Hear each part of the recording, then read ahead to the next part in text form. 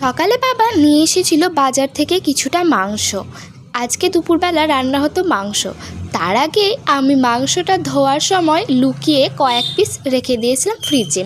মা আমাকে মাংসটা রান্না করার সময় বলে উঠল, কী রে, কী ব্যাপার, মাংস রেখে দিয়েছিস? আমি বললাম হ্যাঁ, কিছুটা রেখেছি। বলল, কি হবে রেখে তোর ওইটুকু মাংসতে? ওইটুকু মাংস দিয়ে কি তোর সন্ধেবেলায় কিছু হবে? আমি বললাম চিন্তা করো না, আমি ঠিক কিছু একটা বানিয়ে ফেলবো। তখনই আমার সন্ধেবেলায় মাথায় এলো, হ্যাঁ, চিকেন চাউমিন তো করা যায়।